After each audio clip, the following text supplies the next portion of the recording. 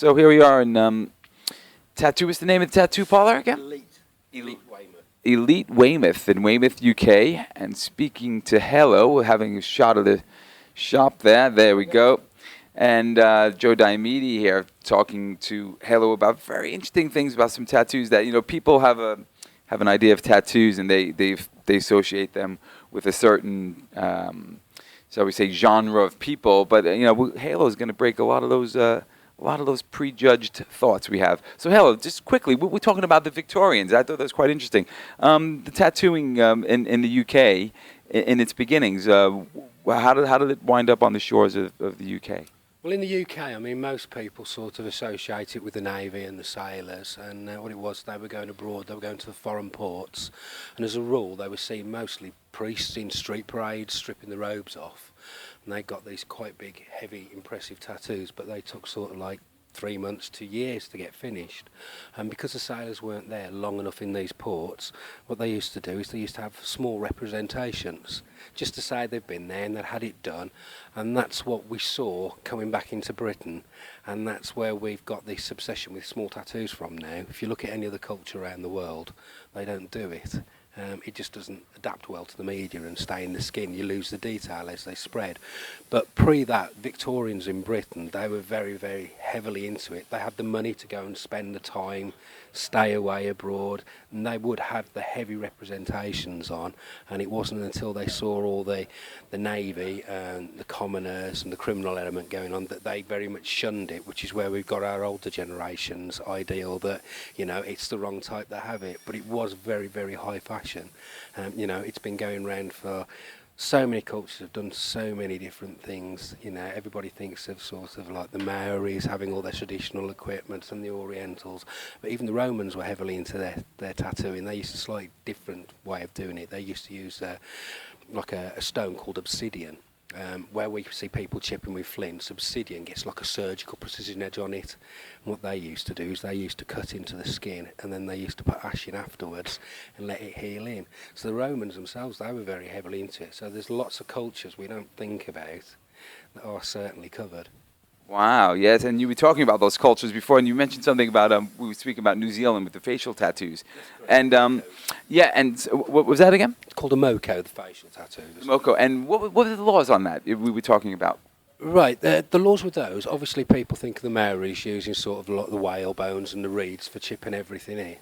That's actually part of their religious culture and heritage. If a non-national wants to have that done, they actually have to write to the government and get permission, because it is one of their religious policies that, you're not allowed to take their religious heritage away from the country. So you can go and have an ordinary tattoo done over there, but it's very, very difficult to get something done like that. And they use equipment called UI. That's what all the tapping rods are called. But to get it done like that is very, very rare for a non-national. Wow, very interesting. And also you said something about Japan. Percentage of body coverage. You had a friend who wasn't allowed? Yeah, 20%. In Japan, everybody thinks they're very, very heavily covered and tattooed. As a rule, it tends to either be the priests or a criminal element. Now, the normal public over there, if they see the orange robes of the priests, that's fine.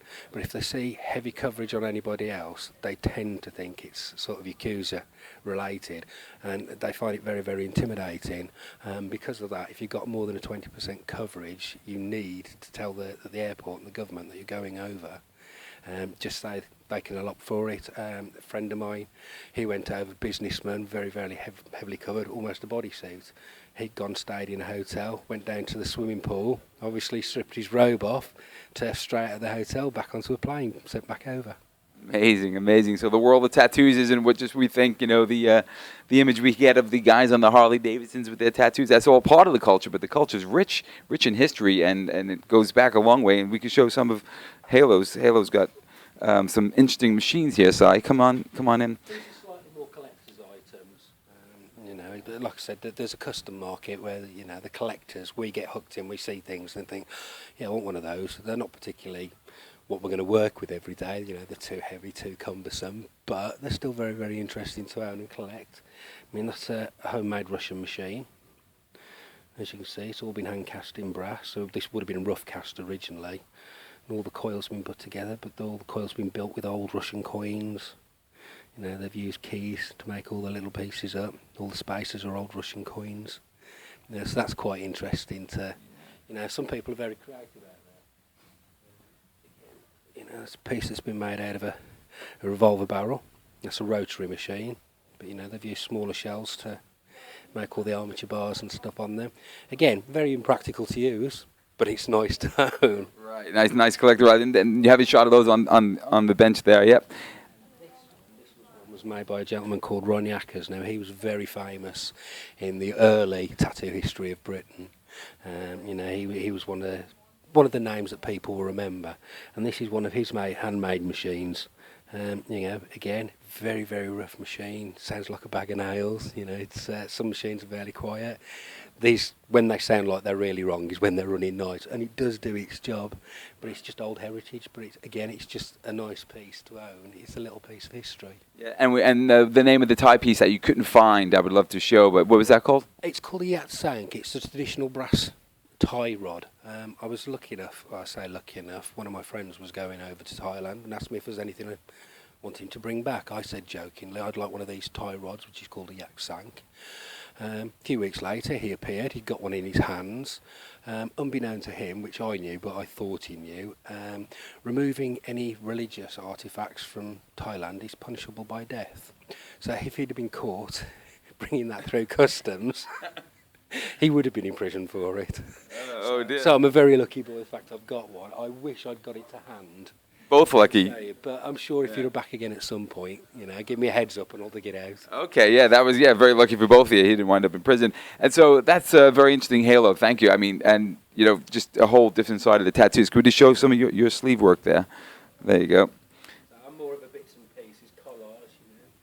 Don't regret any my ink, but if I had time again, it would definitely be one larger piece. You know, a little bit more traditional, rather than. Like I said, like in the 1920s, the sailors had all these little pieces and made collages. You know, it would have been much nicer to have nice large pieces. Right. And, you know, you don't always think ahead with that. You just think, what's the now? Yeah, I can do that. You don't always know you're going to end up in this industry. And how long have you been tattooing people? 27 years. Not that it feels that long. It's, I think it's cool. It's more of a hobby that got out of control, so you just kind of carry on and flow with it. Nice. Well, very nice. Thank you. Hello. Thank you very much. And can we have the sound of that machine? Can we close off with the sound and the vibration of that tattoo machine as we leave the Elite Tattooing in Weymouth with the buzz of the quiet machine?